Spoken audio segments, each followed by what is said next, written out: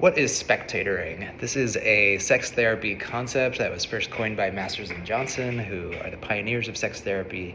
And basically what it means is it's a dissociated sexual state. So it's when you are physically having sex with somebody, but you feel internally like you're outside of your body watching yourself having sex.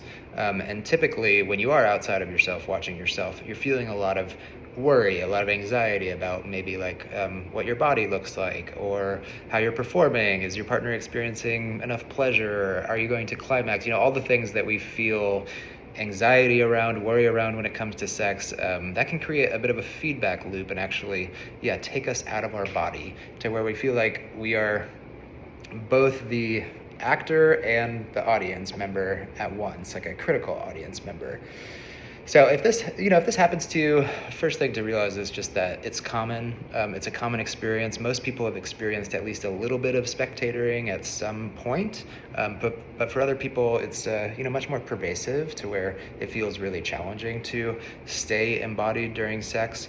And so you just want to notice maybe like where on that spectrum you are, and is dissociation an issue for you even outside of sex? Like, is it maybe more of a complex PTSD thing that is really pervasive across your life, and sex is just another example of it? Or is it really just sex that's taking you more out of your body because it feels like overstimulating, or maybe it's too relationally intense? Sex is one of the most intimate, vulnerable things that we do. And so, of course, there's going to be things that bring us out of our body during sex. So the first thing, is just bringing awareness to how common is spectatoring for you and how intense is spectatoring for you. How outside of your body do you feel during sex? And how can you start to, bring presence and pleasure back into sex? That seems to be the big question when it comes to spectatoring. How can you make sex more enjoyable? How can you make sex more embodied? I do have a few techniques, a few thoughts that I wanted to share. So the first one is actually, also created by Masters and Johnson, and it was what they prescribed, what they recommended when someone was reporting an experience of spectatoring or a pervasive pattern of spectatoring. And it's called sensate focus. So this is basically you and a sexual partner engaging in touch, an exercise of touching each other's bodies without any expectation or pressure that it's going to turn into sex. You're actually intentionally creating a space that is not sexual, even though arousal is welcome. There's no shame around getting aroused, but it's not expected, and it doesn't lead to any expectation of some sort of goal-oriented sexual activity. So it's really just you and a partner, taking turns. Let's say it's maybe 15 minutes each, and one person is the toucher and the other person is the receiver. And so the person who's touching, you're really just, you're using your whole hands and you're just kind of exploring the body of your partner, and generally avoiding the genitals just because that tends to lead towards goal-oriented sexual activity. And also we're trying to have a different type of experience. And for the person touching, it's really, you're not actually focusing on how is this touch affecting the other person. You're actually focusing on what it feels like in your hands and in yourself, within yourself, to touch this person. It's really like you're bringing, it's a bit of a narcissistic focus of like, what is it like for you to touch somebody else? Not about how is that touch being received. And then for the person receiving the touch, it's really just about how is it to be touched?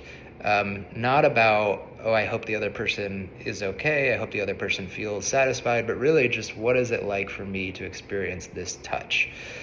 So it can be very challenging not to jump into our partner's bodies. We can become very accustomed to that when it comes to sex. And so this is an exercise to take away the expectation, take away the pressure, engage in touch without it needing to be sexual, and just like noticing what it brings up for you in the moment.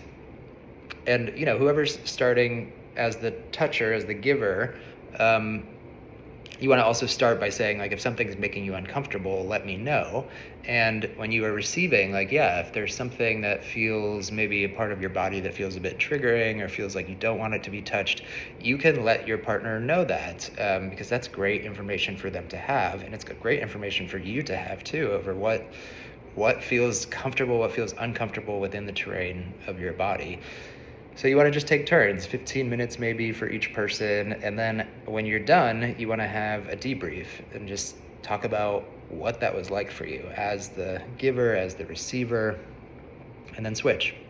So it can be a really effective way to bring a little bit more presence into sex. And yes, it's like shame will come up, anxiety will come up. That's okay. It's expected. And you want to just be open about it with whoever you're with. The next thing that I would recommend is setting up a sexual date with yourself. If you're trying to be more embodied in sex with other people, then a good place to start is being embodied when you have sex with yourself during masturbation. So you actually want to set up a date, like let's say it's maybe 30 minutes, maybe an hour with yourself, and set up a really nice environment for it, right? Like light candles for yourself, put on music for yourself, get in a really comfortable position, a really comfortable bed, whatever it is that helps you to relax. And then, yeah, the same way that sensate focus is like exploratory touch with another person, setting up a date for yourself is really just engaging in touch with your own body and seeing what feels good and what doesn't feel good, and just, without any sort of goal-oriented behavior, just exploring and being present. And then, yeah, also arousing yourself and not feeling like you need to orgasm in a certain amount of time, but just to notice what it feels like, what works in arousing yourself, what isn't so effective, what makes you more aroused. It's like you're just bringing breath into the whole thing, bringing a bit of relaxation into the whole thing. We tend to get into these mindsets with porn and masturbation where we just kind of fast forward to the part that will get us to come quickly, and then we just go for it and it's over with and we've gotten rid of that energy, right? So we're trying to invite in an embodied experience, and that can be uncomfortable. It can bring up your stuff. That's okay. It's great to journal about that. It's great to bring that back into therapy, talk about what it was like to be with yourself for that amount of time, touching yourself for that amount of time. So that's another suggestion. And then I think the third thing, this really only applies to a segment of people that are dealing with this issue.